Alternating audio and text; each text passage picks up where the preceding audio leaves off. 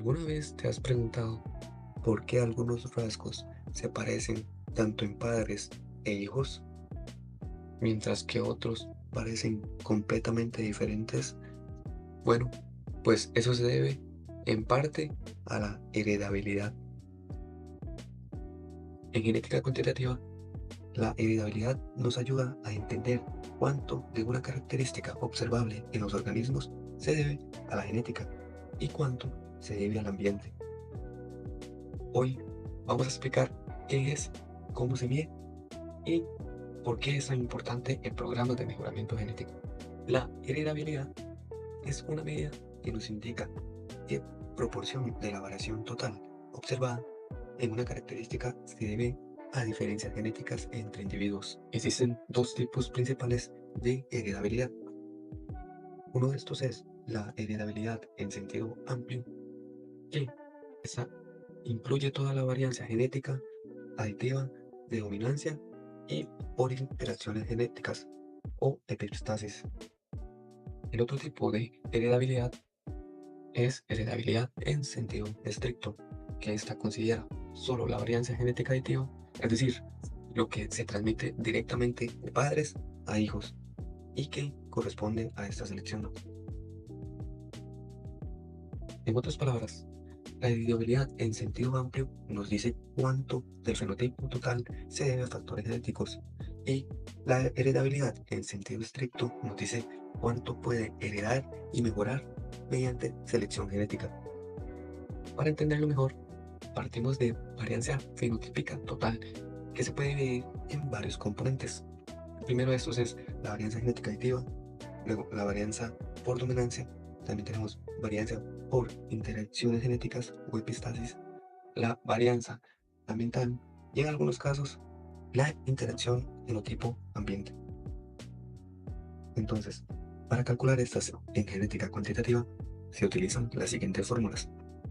La primera esta, para la heredabilidad en sentido amplio, sería la varianza genética aditiva más la varianza por dominancia más la varianza por interacciones genéticas, esto sumado y dividido entre la varianza fenotípica. Mientras que para la heredabilidad en sentido estricto, se utiliza la fórmula de varianza aditiva entre varianza fenotípica. Finalmente, veremos cómo estimar la heredabilidad en sentido estricto utilizando el método de binomios cuadrados, una herramienta estadística que nos permite ajustar modelos y estimar los componentes de varianza a partir de datos fenotípicos y relaciones de parentesco. A continuación, presentaremos un ejercicio práctico en el que se busca analizar la heredabilidad del peso corporal en gallinas ponedoras a las 8 semanas, en donde se utilizaron 5 gallos, cada uno con 8 descendientes, para un total de 40 datos. En la tabla podemos ver cómo se distribuyen los pesos individuales por padre, además de las sumas y medias por grupo. Estos valores son fundamentales para calcular la varianza entre y dentro de los grupos, lo cual nos permitirá estimar la heredabilidad del carácter evaluado más adelante. Factor de corrección. Su función principal es eliminar el efecto de la media general en los cálculos, es decir, nos ayuda a centrar los datos en torno a la media, para que la variabilidad que analizamos sea solo la que se debe a las diferencias entre tratamientos y no a la media general de los datos. Bueno, para resolver el factor de corrección necesitamos primeramente obtener la suma total de pesos por cada grupo o padre. Luego con estos totales los sumaríamos entre ellos, teniendo el 5.720 más 5.321 más 5.564 más 5.260 al padre 4 y el total de la suma de los individuos del padre 5, que es 5.466. Luego, como nos indica la fórmula, las sumas pertenecientes al numerador se elevan al cuadrado, para luego dividirlo entre n, o mejor dicho, el número total de observaciones o datos con los que estamos trabajando. Luego obtendríamos el resultado del factor de corrección, que es 18.674,589. Fórmula de suma de cuadrados del padre. Su función es cuantificar la variabilidad que se debe a las diferencias genéticas entre padres o tratamientos. En otras palabras, mide cuánto varía el promedio de los hijos entre un padre y otro. Ahora vamos a calcular la suma de cuadrados del padre, descrita en el paso 2. Esta fórmula lo que nos dice es que tomamos cada suma de los valores por padre, la elevamos al cuadrado y la dividimos entre k. Luego de esto le restamos el factor de corrección y obtenemos la suma de cuadrados del padre. En esta fórmula, y sub j es la suma de observaciones por padre, k es la cantidad de hijos por padre y fc es el factor de corrección. Entonces, tomamos la suma de cada de los valores por padre y, muy importante, lo elevamos al cuadrado. Esto lo dividimos entre 8, que es el número de hijos por padre. Luego sumamos todos estos valores y le restamos el factor de corrección, que este fue calculado en el paso anterior. La suma de cuadrados de los padres refleja la parte de la variación que se debe a diferencias genéticas entre los padres.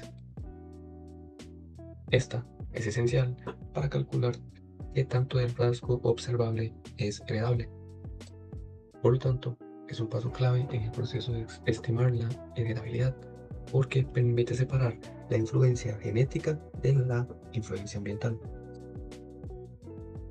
En este caso, la suma de cuadrados del padre nos dio 17.197. Fórmula de suma de cuadrado del error. La suma de cuadrados del error mide la variabilidad entre individuos del mismo grupo, que no se debe a diferencias genéticas, sino a factores ambientales, errores de medición o variabilidad natural. Para este paso será necesario primero tomar los datos y separarlos por cada padre. Entonces, para el primer padre se tomará el primer dato, que sería 687, y se le restaría el promedio de ese padre, que sería 715, y se elevaría al cuadrado. Este procedimiento se hace por cada individuo del padre hasta llegar al último, que sería 717 menos el promedio de este padre, que es 715 al cuadrado, y se anotaría el promedio que da esta suma de cuadrados por el padre solamente. Quedaría como resultado 11.698,93. Después se toman los datos del segundo padre y se le realiza el primer dato, que sería 618 menos el promedio, que sería 665,12 al cuadrado, y esto se repite nuevamente por cada individuo y se resta el promedio de este padre y se eleva al cuadrado hasta llegar al último dato, que sería 732 menos 665,12 al cuadrado, y dando el resultado de la suma de cuadrados del error del padre 2, que sería 14.443,70. Después vamos a pasar con el conjunto de datos del padre 3, en donde se toma el primer dato, que sería 618, y se le restaría el promedio del padre, que sería 695,5. Esto se elevará al cuadrado y se le realizará hasta llegar al último dato, que sería 603 menos el promedio, que sería los 695,5, y esta resta se elevaría al cuadrado, dando como resultado el dato de 25.132. Después se tomarían los datos del padre 4, que sería el primer dato, que es 600, menos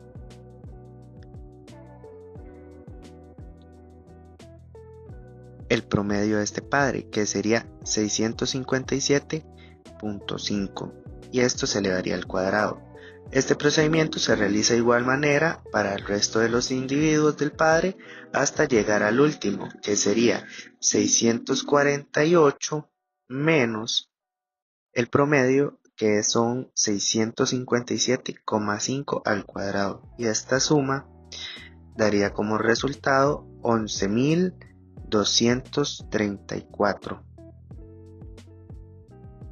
Para los datos del quinto padre, se toma que el primer individuo sería 717 y se le restaría el promedio del quinto padre, que sería 683,25, y se le varía el cuadrado. De igual manera, se realiza para todos los datos del padre hasta llegar al último dato, que sería 690 menos 683.25 del promedio de este padre elevado al cuadrado, que daría igual a 19.187. Después tomarán los datos de la suma de cuadrados del error por cada padre, se sumarán y darán 81.688.63, dando como resultado la suma de cuadrados total.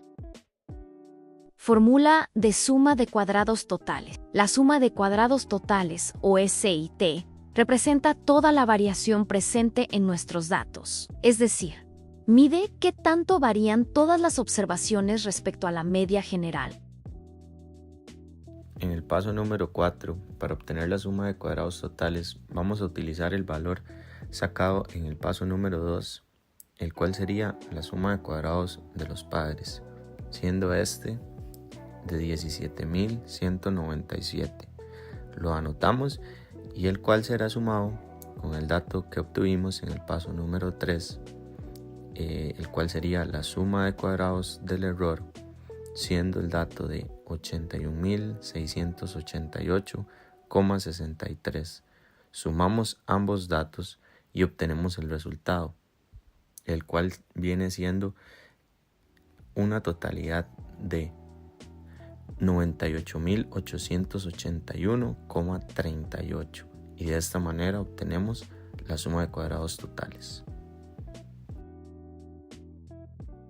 Los grados de libertad, o GL, son un concepto estadístico que nos indica cuántas observaciones independientes se usan para estimar la variación en cada componente del análisis. En el caso de los cuadrados medios, o CM, nos indican cuánta variación existe por unidad de grado de libertad. Es decir, son una forma estandarizada de expresar la variabilidad. Te recomendamos usar las fórmulas mostradas en la parte superior derecha para completar el cuadro. Para la parte número 5 procedemos a llenar el siguiente cuadro, en el cual vamos a iniciar escribiendo los grados de libertad de los individuos, el cual sería 4, los grados de libertad del error, el cual sería 35, y el total, el cual tenemos un dato de 39. Procedemos con la suma de cuadrados de los individuos, el cual iniciamos con el que se obtuvo en el paso número 2, que sería un dato de 17.197. Luego continuamos con el que obtuvimos en el paso número 3, el cual sería un total de 81.688,63. Y luego procedemos al total, el cual obtuvimos en el paso número 4, que sería para un total de 98.881,38.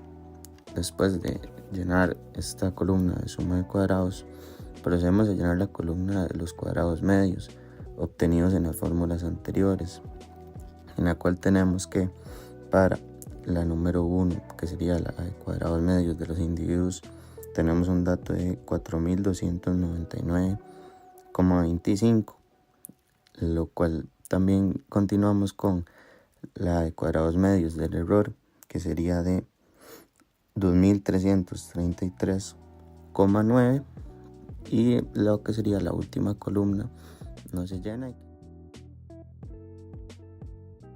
Componentes de varianza. Estos componentes son fundamentales porque nos ayudan a entender qué tanto de la variabilidad observada se debe a la genética y qué tanto al ambiente. En este paso vamos a estimar la varianza del error, para la cual vamos a utilizar el mismo valor que determinamos arriba. Este corresponde a lo que son los cuadrados medios del error, siendo un total de 2333,9. Ahora, para determinar lo que es el componente de varianza, vamos a tomar los cuadrados medios de los individuos. Esto ya lo determinamos acá arriba y el valor sería 4299,25. Ahora a esto vamos a restarle el valor que determinamos anteriormente de los cuadrados del error. Esto sería 2333,9. Esta resta la vamos a poner sobre K, que como ya sabemos es igual a 8. Esto nos daría un total de 245,668.